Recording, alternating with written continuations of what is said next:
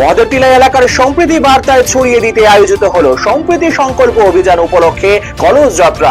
সন্ত রবিদাসের জন্মজয়ন্তী উপলক্ষে আয়োজিত এই শোভাযাত্রায় এলাকার বহু নারী পুরুষ ও ভক্ত অনুরাগীরা অংশগ্রহণ করে। কলস যাত্রায় উপস্থিত ছিলেন বিজেপি খোয়াই জেলা সভাপতি সমীর কুমার দাস, খোয়াই মন্ডল সভাপতি অনুকূল চন্দ্র দাস, বিজেপি নেতা সাগর দেব, শঙ্খু পাল, সুরজিৎ বড়ুয়া থেকে শুরু করে বিজেপির খোয়াইয়ের নেতৃত্ব এবং কর্মী সমর্থকরা। শোভাযাত্রাটি মহাদেবটিলা এলাকার বিভিন্ন পথ পরিক্রমা করে অনুষ্ঠানে সম্প্রীতি, সামাজিক ঐক্য এবং শান্তির বার্তা তুলে ধরা হয়।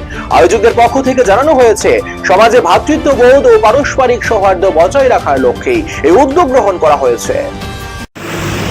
আজকে আমরা সন্তগুরু শিরোমণি শ্রী রবিদাস মহারাজজির জেলা টলি জেলা কার্যকর্তা মণ্ডলের কার্যকর্তা সহ আমরা আগরতলা আখাউড়া রোড স্থিত রামকৃষ্ণ মঠ মন্দিরে, সেখানে বেনারস থেকে ওনার জন্মস্থান থেকে যে পবিত্র মাটি নিয়ে কলস এসেছিল, সেখানে আমরা উপস্থিত হয়েছি খোয়াই জেলার পক্ষ থেকে।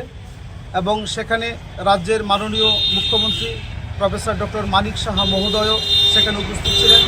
এবং সেখান থেকে এই মাটিকে 10টি ভাগে ভাগ করে আমাদের 10টা জেলা যারা সভাপতি সহ টলি তাদের হাতে সেখানে তুলে দেওয়া হয়েছে। মাননীয় মুখ্যমন্ত্রী প্রফেসর ডক্টর মানিক সাহা মহোদয় সেখানে একটা ভব্য কার্যক্রমের মধ্য দিয়ে হাজার হাজার পুণ্যার্থীর সামনে এই পবিত্র মাটি সহ যে কলস আমাদের কাছে দিয়েছেন, আমরা সেই কলস নিয়ে এসেছি এবং এই জেলার পক্ষে আমরা মহাদেবটিলা মহাদেব মন্দিরে আজকে এই কলস এখানে আমরা রেখেছি।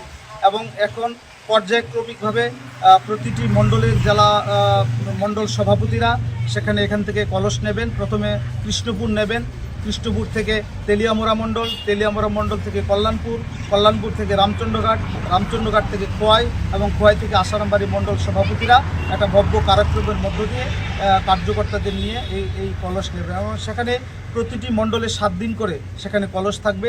বিভিন্ন পঞ্চায়েত পৌরসভা হয়ে সেখান থেকে আবার অন্য মণ্ডল সমিতিরা এইভাবে পর্যায়ক্রমিকভাবে এই কলস যাত্রা আমাদের সেখানে সুসম্পন্ন হবে।